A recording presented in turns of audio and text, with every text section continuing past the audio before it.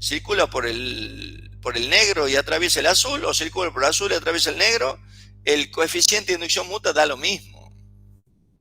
Y cuando quiera sacar la FEM, hago menos M de I de T. Ahora, eso sí, para que haya una FEM tiene que haber una corriente que varíe con el tiempo, si no, no va a haber FEM. Entonces, si la corriente varía con el tiempo, genera un campo variable y genera una FEM en la otra. Bueno, esa era la idea de eso, y sobre eso hay varios ejercicios así, que es lo que hemos visto acá también. Este era otro. A ver, ¿dónde estaba? Bueno, este es el práctico 8. Entonces, lo que acabamos de ver era un ejemplo de inducción mutua. Y después había ejemplos de autoinducciones, pero eso era más fácil, había un solo elemento. Entonces, ahí sacaba la autoinducción. Entonces, y después yo expliqué algunos de estos que están acá, que estaban resueltos también. Entonces,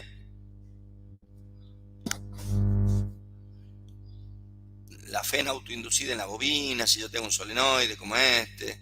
Bueno, eso estaba hecho, veamos un repasito así de uno de los dos, de alguno de esos, que era por ejemplo esta. Yo tenía un toroide de 500 vueltas que tiene un área de la sección transversal de 6,25 centímetros y un radio medio de 4 centímetros. Entonces, calcule el coeficiente de autoinducción del toroide. ¿Cómo hago eso? Bueno, acá yo lo puse de una manera que no están haciendo sin el libro. El libro están haciendo, primero saca el flujo en una vuelta y después lo multiplica por n. Es como que yo puse todo junto. El flujo en una vuelta sería B por A. Y por n sería el flujo total, digamos, en todo el toroide. Entonces, no hay por el orden de los factores, no altera el producto, no importa si el n lo pongo antes o lo pongo después. La cuestión es que el n figura ahí. Entonces, el flujo en el toroide debido al toroide, Muserone hizo 2pi radio, era el campo del toroide, pero acá tomo como radio medio, como si fuera en el centro, ahí. Acá le está faltando algo. Esto tiene un error. El campo del toroide Muserone hizo 2pi r. Acá le falta el otro n que atraviesa n áreas. Entonces este tiene que quedar n cuadrado acá. En la autoinducción aparece un n cuadrado. En la inducción mutua aparece un n1 por n2. ¿Se ubica o no? Entonces, esa es la diferencia entre autoinducción, puede aparecer un n cuadrado y en el otro aparece un n1 por n2. Bueno, esto es lo que estamos haciendo. ¿Ve? Entonces, este es el mismo. Acá el B por A es el flujo por vuelta. Entonces, en el flujo por vuelta sí aparece un solo n. Pero después tengo que multiplicar por el número de vuelta. Entonces, a ver acá. Pongamos así, lo agrandemos porque se vea mejor.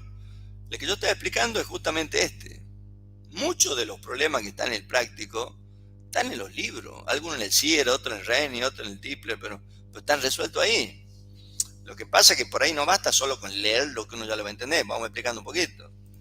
Entonces, este era en el toroide. Entonces voy a decir, el flujo por vuelta es B por A. El B, Muserone I sobre 2pi r. Y por A. Bueno, entonces, a su vez, el flujo total sería n veces esto. NB por A. Entonces, n veces el flujo por vuelta. Entonces, y a su vez es proporcional a I. No está puesto de una forma más entendible acá. Tenés que poner que el flujo total es n veces el flujo por vuelta y también es L por I, porque es proporcional a la corriente que lo genera. Acá no hay duda de cuál corriente, porque hay un solo elemento, el toroide nomás, es la corriente que pasa por el toroide. Entonces el L lo despejo, paso el I dividiendo y es el flujo total. ¿Y por qué aparece n cuadrado como tiene que ser? Porque hay un n que es del campo y otro n que es de las n vueltas que atraviesa, entonces queda n cuadrado y es el coeficiente de autoinducción del toroide. ¿Se entiende? Y de ahí, bueno, si yo quiero sacar numéricamente, bueno, eso ya sería cuestión de reemplazar números. Si el número de vuelta es 200, si el área es 5 centímetros cuadrados, si el radio medio es 0,10 metros, y bueno, recalculo y saco un valor numérico. Eso ya es matemático. pero lo otro es conceptual, así lo que estamos viendo. Y entonces, y si yo quiero sacar la FEM autoinducida en el toroide, bueno, ahí sería L de I de T. Entonces dice, si la corriente en el toroide tuviera un valor constante, nunca va a haber FEM, no tendría sentido la pregunta. En cambio, si me dicen,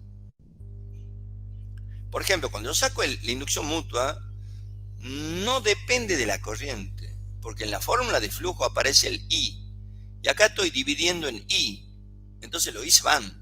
Entonces este coeficiente, no me hace falta conocer cuánto valía la corriente para calcular el coeficiente, lo calculo igual. Ahora, para calcular la FEM necesito que la corriente varíe con el tiempo, y necesito conocer esa variación. Hay veces que me dan una función corriente, yo tengo que hacer la derivada, o hay veces que me dice la corriente aumenta de 0 a 6 en 3 microsegundos. Entonces ahí no me han dado una función corriente. Me han dado la corriente inicial, la corriente final y el tiempo. Bueno, lo mismo puedo hacer. En vez de poner dI de t, es como si pusiera delta I sobre delta t. Entonces, la corriente sería, pasa de 0 a 6, 6 menos 0. Entonces el delta I es 6. Y el tiempo 3 por 10 a la menos 6. 6 dio 3 por 10 a la menos 6 y ese me da dI de t. Entonces es como que yo deduje que era dI de t. Y en realidad lo que estoy haciendo es delta I sobre delta t. Entonces ese me da. Entonces cuando yo saque la FEM, ya es más fácil. L de I de t. Y el dI de t ya lo tengo acá.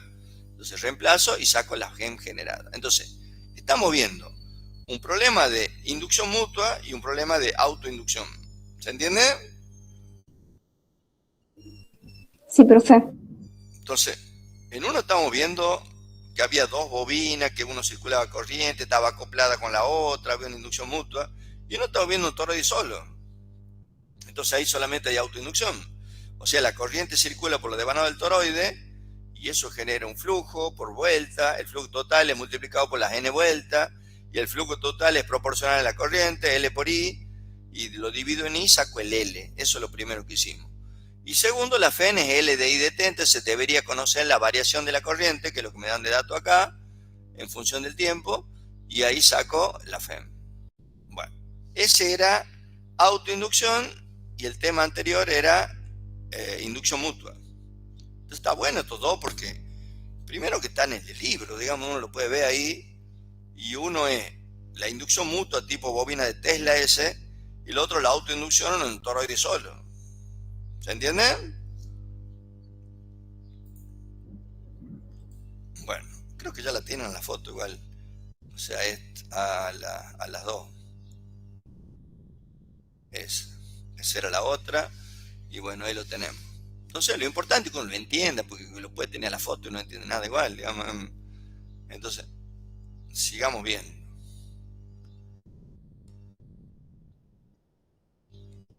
Acá no le quiero complicar la vida, pero hay un toroide. A ver acá. Acá le voy a complicar la vida un poquito. Cuando nosotros estudiamos el flujo en el toroide o eso, había dos casos. Uno, si el toroide tuviera sección circular. Entonces yo digo, el campo del toroide es un cero de 2 pi por radio. Se supone que va variando en todo el área del toroide. Pero si es de sección circular, yo tomaba el radio medio, tomaba en el centro y consideraba que el campo era constante, que no es verdad, pero es una aproximación. El campo tiene que ir variando un poquito con la distancia. Bueno, si yo considero el campo en el centro como constante dentro del área del toroide, que es una aproximación, entonces era más fácil porque el flujo era B por A con B el campo en el centro y A el pi por radio cuadrado, eso de acá, y por N vuelta era el flujo total. Y ese flujo total era proporcional a la corriente, y entonces el flujo sobre I era el coeficiente de autoinducción. Así de fácil lo hacíamos acá. ¿Cómo se hace más complicado? Por la duda acá. Este es más complicado.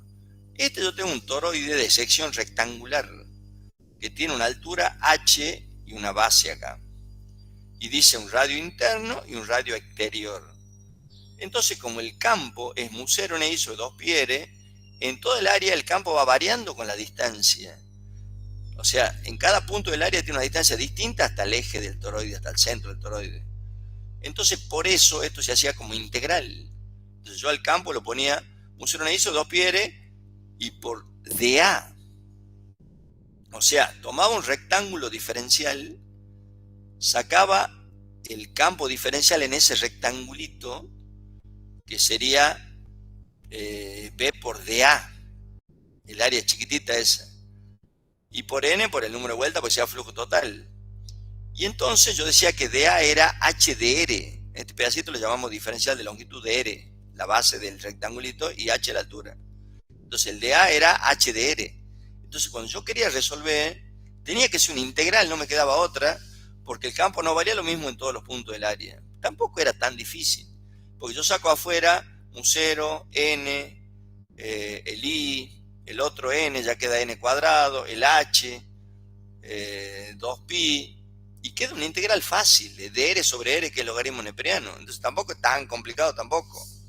Entonces me queda de r sobre l, que integro el logaritmo neperiano de r, y el límite superior, el inferior r interno, el r externo, el otro límite. Entonces queda logaritmo neperiano de r externo menos logaritmo neperiano de r interno.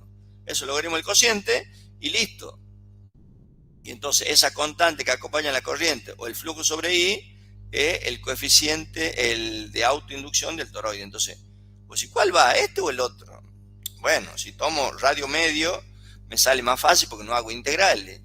Pero si tomo así con sección rectangular y lo hago por integrales, tampoco es tan complicado. Simplemente me queda una integral de dr sobre r. ¿Se entiende?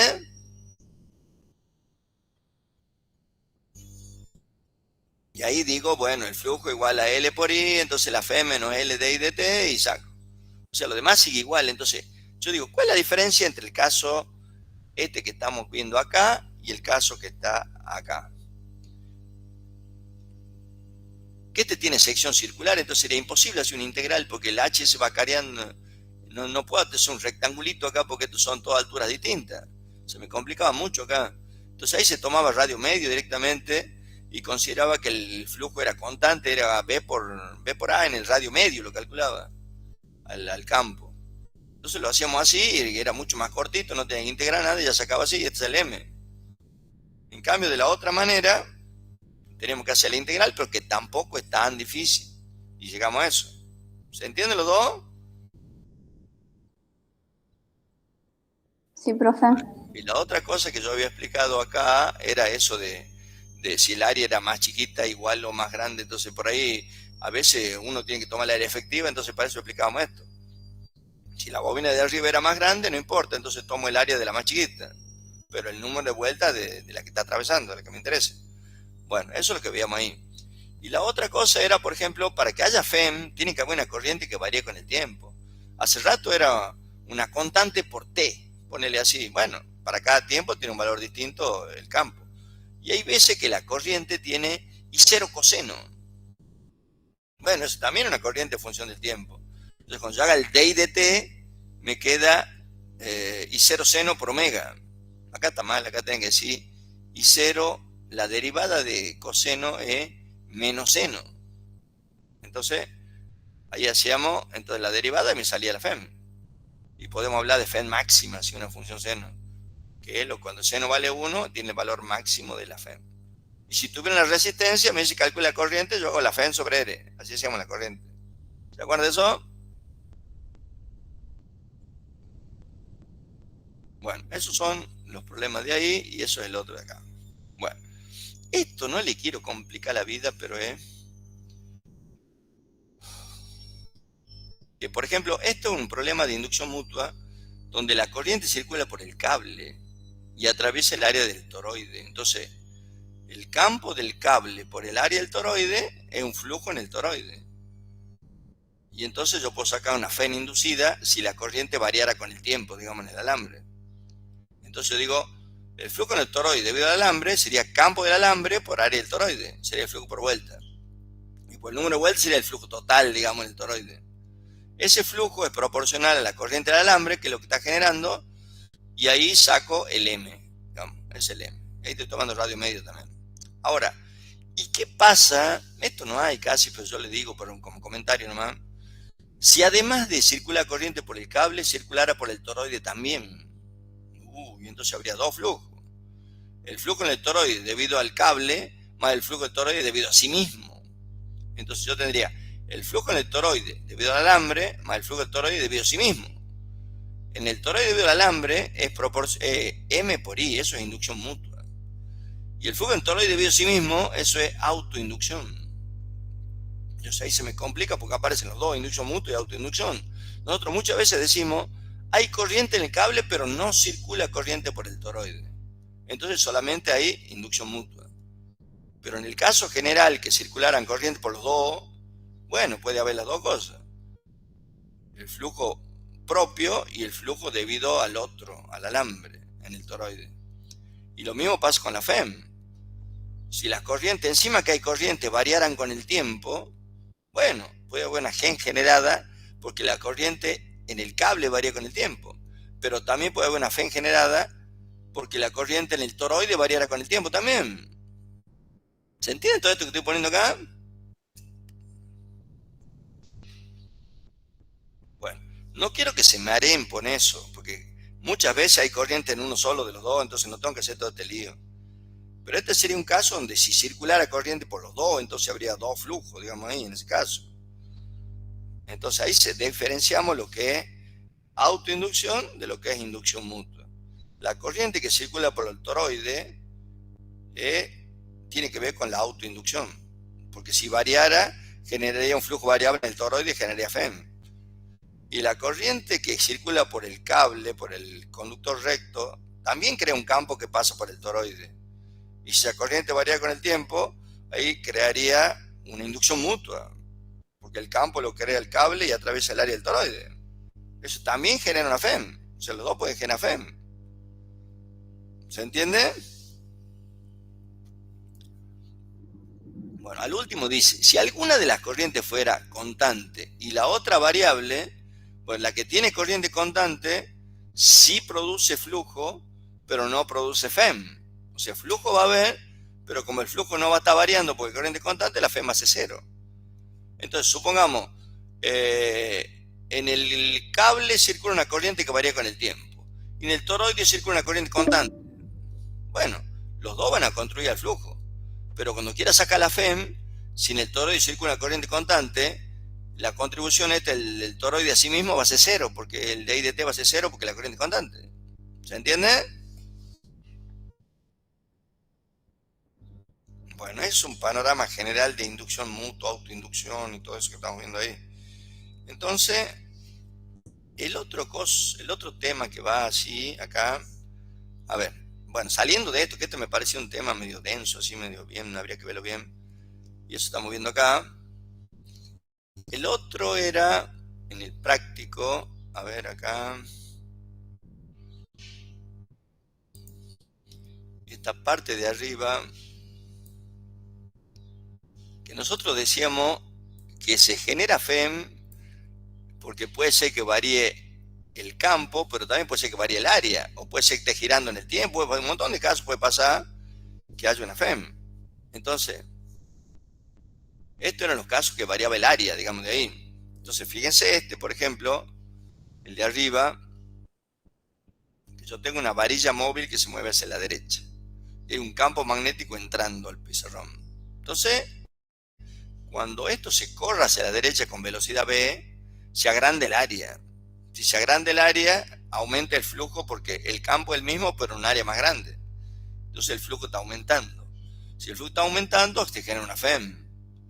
Entonces, y la FEM crea una corriente en un sentido tal que se oponga a la variación del flujo, entonces tiene que ser en sentido antihorario. Eso es lo que hemos visto acá, y tal cual está este problema acá. Campo magnético uniforme de 0,8 Tesla, la velocidad aunque se mueve, la rapidez de 750 metros por segundo, la resistencia del circuito de 1,5 ohm.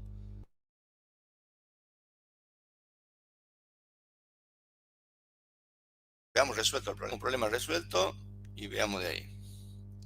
Eso está acá. A ver, veamos dónde está resuelto eso.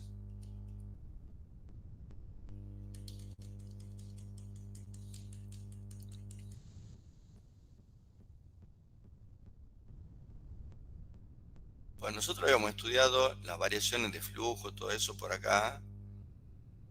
Estos son diferentes casos, sí, pero bueno, ya es más de lo mismo.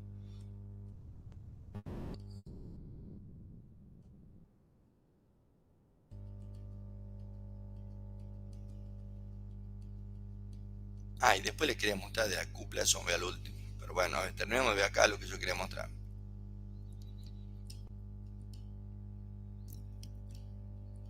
Hemos visto que uno puede tener un flujo variable porque varía el campo, porque varía el área, porque varía el ángulo. De cualquier manera había flujo variable, se generaba FEM. Eso habíamos visto. Esto decía yo. Este problema es el mismo que estaba mostrando recién. Este.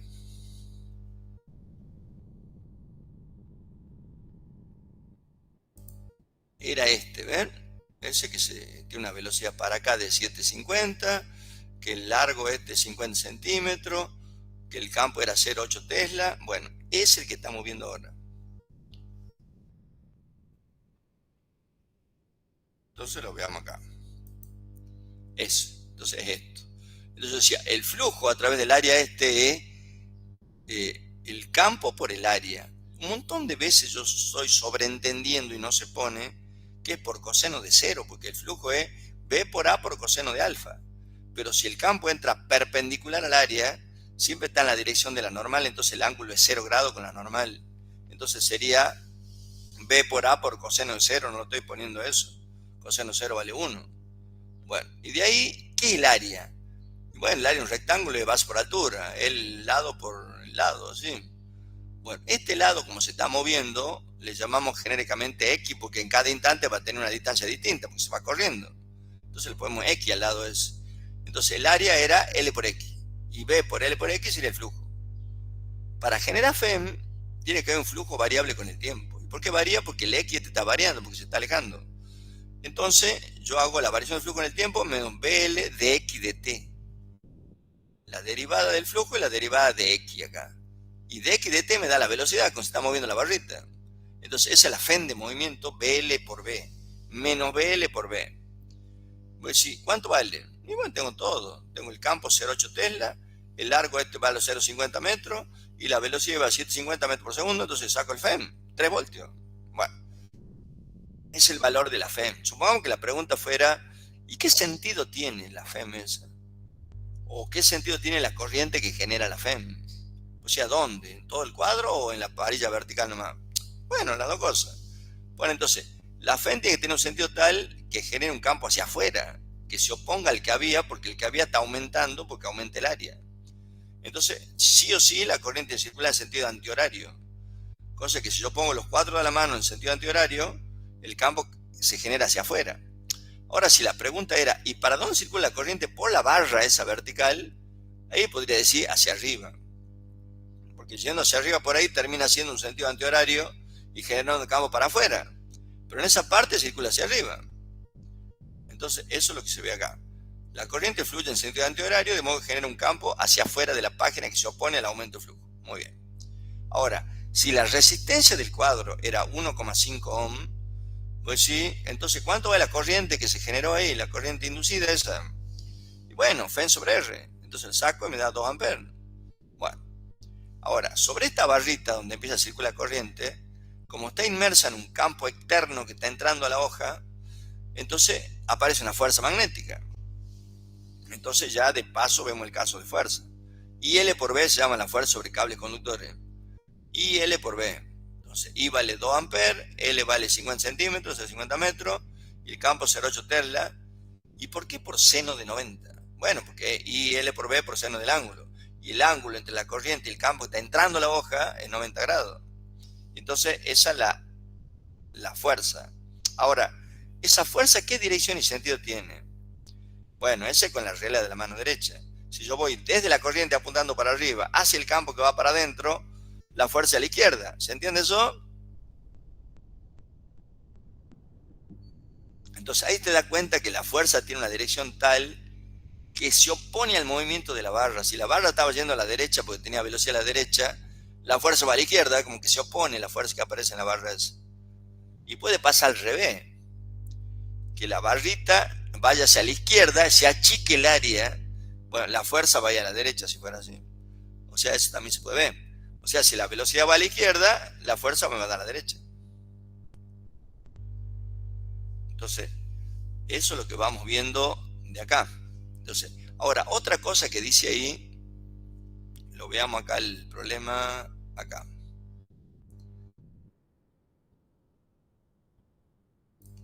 Dice, calcula la fuerza, magnitud y dirección requerida para mantener la varilla moviéndose hacia la derecha con rapidez de 7,5 metros por segundo. Bueno, esa es la fuerza que sacamos ahí.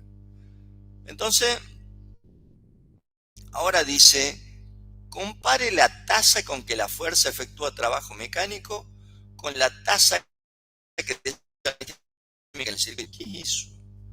Bueno, la tasa es la potencia, la potencia con que se efectúa, la rapidez con que se efectúa el trabajo mecánico. O sea, no sé si se acuerdan que en circuito la potencia era I cuadrado por R. Esa es la potencia en un circuito con resistencia. I cuadrado por R.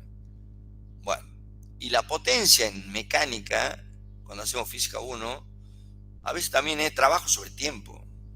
Y trabajo sobre tiempo es fuerza por desplazamiento sobre tiempo. Y desplazamiento sobre tiempo es velocidad. Entonces, fuerza por velocidad se dice también la potencia mecánica esa. Entonces, acá, para entender lo que está hecho acá, dice, la potencia por un lado es fuerza por velocidad. Yo diría trabajo sobre tiempo, es lo que yo conozco. Pero el trabajo es fuerza por desplazamiento. Y dividido en tiempo, desplazamiento del tiempo es velocidad. Entonces, por eso queda fuerza por velocidad. Y la otra potencia es I cuadrado por R. Bueno, fuerza por velocidad. ¿Cuál es la fuerza? IL por B, la fuerza magnética. ¿Cuál es la velocidad? B corta es. Bueno, esta es fuerza por velocidad. Entonces, fíjense qué curioso. La FEM era BL por B. Y acá me queda LB por B. O sea, esa es la FEM. Entonces también sería como decir FEM por I. Y resulta que cuando uno estudia circuito con resistencia, la potencia es I cuadrado por R, pero también es B por I. Es un I cuadrado por R o B por I. Entonces FEM por I sería como una potencia. O sea, yo empezó con fuerza por velocidad y terminé en FEM por I o voltaje por I. Bueno, el I cuadrado por R, ¿qué es el I? Y bueno, el voltaje sobre la resistencia de la corriente. FEM sobre R. Cuadrado por R. Bueno, entonces, si yo voy demostrando, llego a la misma ecuación. FEM sobre R es el I, y es el I cuadrado por R. I cuadrado por R. Entonces, el I este es FEM sobre R, y por R se va, me queda I por FEM. O sea, ¿qué quería demostrar yo? Que uso una fórmula totalmente distinta, nada que ver una con la otra, pero yo en conclusión que hago fuerza por velocidad, o hago I cuadrado por R, y llego al mismo resultado. Esa era la idea. ¿Se entiende? Entonces voy a decir, el trabajo que está haciendo esa para mover la barrita tiene que ver con la potencia también que está entregando eso. I cuadrado por R en la resistencia. Entonces, la potencia que está disipando la resistencia yo la estoy haciendo como trabajo ahí para mantener la barra de movimiento. Bueno, entonces eso tenía que ver totalmente, mejor dicho, el problema del práctico. O sea, y si lo han puesto por celeste, por algo es. O sea, era este. Entonces, hicimos todo. La magnitud de la FEM, BL por B, en qué sentido fluye la corriente, sentido antihorario, para que crea un campo en contra, porque el flujo está aumentando. Si la resistencia es 1,5, ¿cuánto vale la corriente? La FEM sobre R, y saco la corriente. Y cuál es la fuerza que se genera. Y bueno, saco el IL por B, eso es la fuerza. Y por último, demuestre que fuerza por velocidad da lo mismo que I cuadrado por R, y es lo que hicimos al final. ¿Se entiende? Bueno, entonces, ese era el enunciado del práctico y lo otro era la resolución. Entonces, a ver si lo tienen, saquemos foto de esto y después sacamos foto de la resolución. Esto ya lo tienen porque es el práctico y la resolución es la que mostré recién. Entonces, esto de acá. Bueno, el problema de abajo es otro, nada que ver, es una bobina.